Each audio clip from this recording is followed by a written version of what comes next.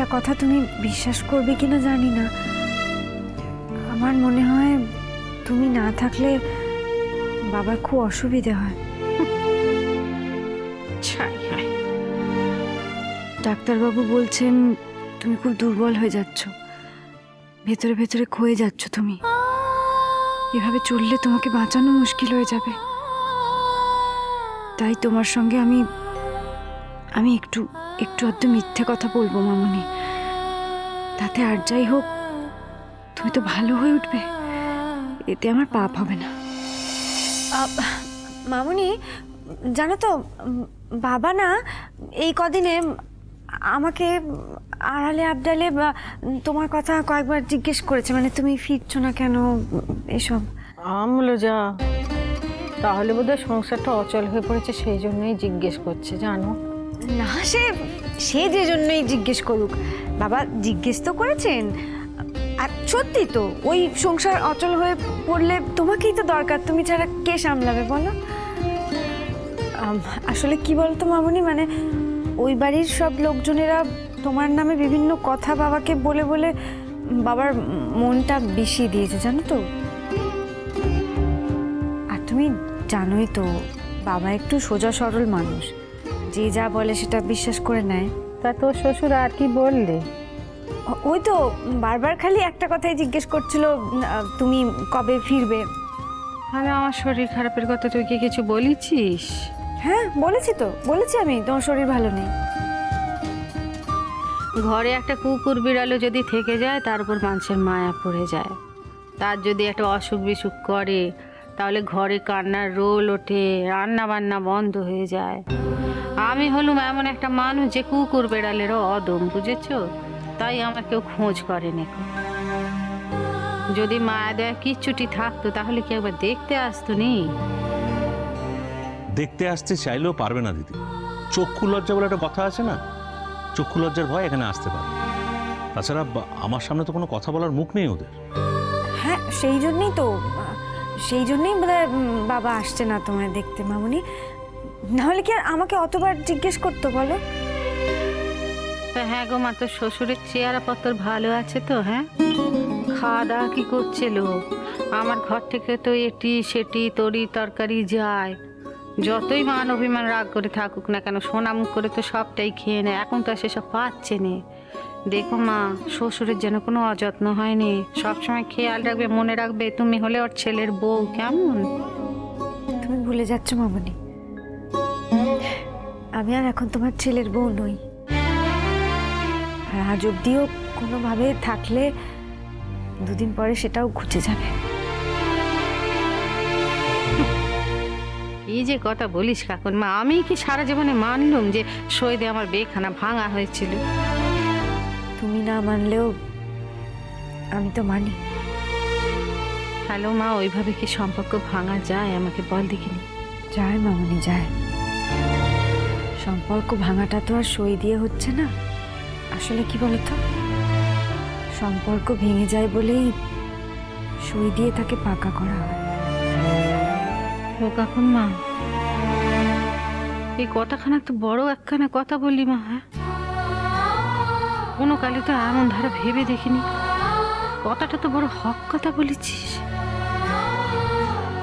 আচ্ছা, তোমাদের কি এখন সংসারের আলোচনায় চলবে নাকি আমরা একটু অন্য কোনো কথা আলোচনা করব? কি করব বলো দেখিনি ভাই, মেয়ে মানুষ হয়তো জন্মেছি, সারা জীবন শুধু সংসার সংসার সংসার করেই মরলুম, সংসারের বাইরে আর কোনোদিনও বেরোতে পারলুম নি, বুঝেছো তো? ও কাকুর মা, আসল কথা তো বলতেই ভুলে গেছি, আজকে একটু সাজিমাকে পায়েস করে খাইয়েছো তো? খাইয়েছি মামুনি। যাক যাক, এই কাজখানা খুব ভালো কাজ করেছো। আমি মনে মনে আশা করেছিলাম জন্মদিনের দিন হয়তো আমার সঙ্গে একবার দেখা করতে আসবে। এই দিনটাতে আমাকে একটা পেন নাম না ঠুকলে তো তার হয়নি। আসতে পারেনি, হয়তো কাজকর্মে ব্যস্ত হয়ে গেছে, অফিসে হয়তো অনেক কাজ আছে তাই। খুব চিনেছো তুমি আমায়। ওই দেখো আমার মেয়ে কেমন ধারা চলে আসছে। ওমা, মা তুই অনেক কাল বাঁধবি মা গো, অনেক কাল বাঁধবি, এই তোর কথা কইছিল। এসে গেছি বলেই জানলাম। খুব চিনেছো তুমি তোমার মেয়েকে। কই দেখি, একটু ধরো তো কাকুন। হ্যাঁ, কাজুখানা দেখি। থাক থাক, ভালো থাকো মা, খুব ভালো হোক, খুব ভালো হোক ভালো। বসো।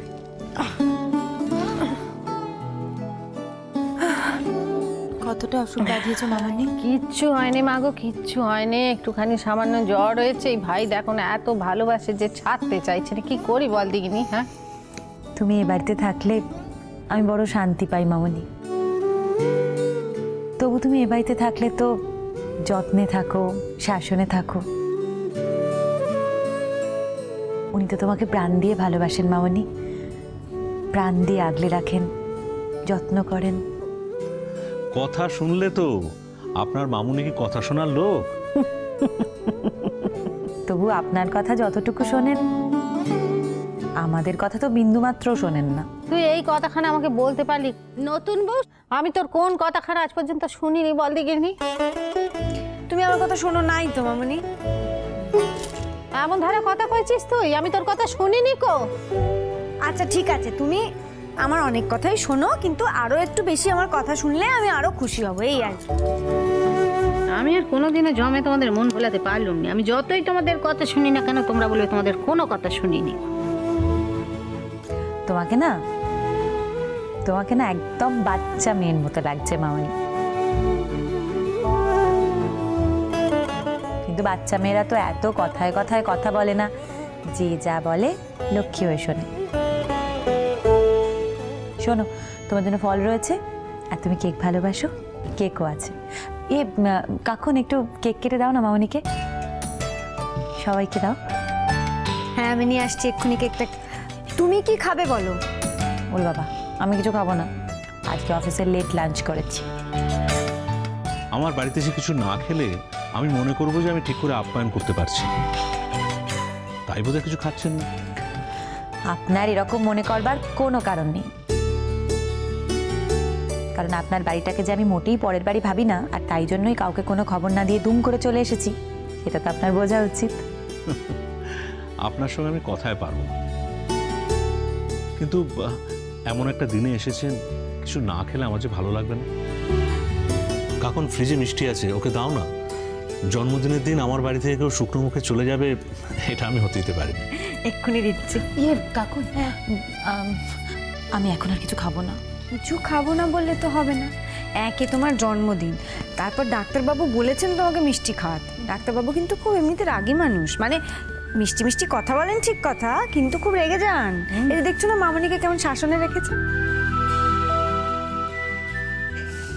আচ্ছা, তাহলে একটুই দেবে, একটা। আচ্ছা ঠিক আছে, তুমি বসো। খা মা খা, প্রত্যেক বছর তো জন্মদিনে আমি কত রান্না বান্না করে তোর সামনে গুচ্ছে খেতে দিই। এবছর তো অসুখ করেছে বলে কিচ্ছুটি করতে পারলুম নি। হ্যাঁ গো মা, আজকের দিনে সৌরভ বাবাজির সঙ্গে দেখা করেছো তো? হ্যাঁ,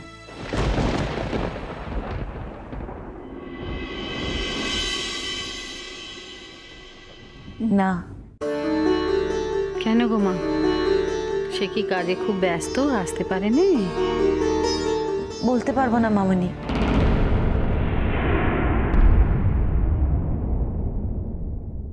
কাঁদছো কেন? খুব কষ্ট হচ্ছে।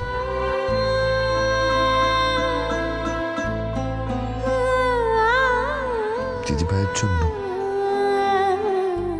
দিদি ভাইয়ের কষ্ট আর আমার কষ্ট মিলেমিশে এক হয়ে গেছে সমুদ্র। তুমি তো কোনোদিন বুঝতে পারোনি, আর কোনোদিন পারবেও না। তো কথা দিয়েছি যে আমি সৌরভদার সাথে কথা বলতে যাব, তোমাকেও নিয়ে যাব।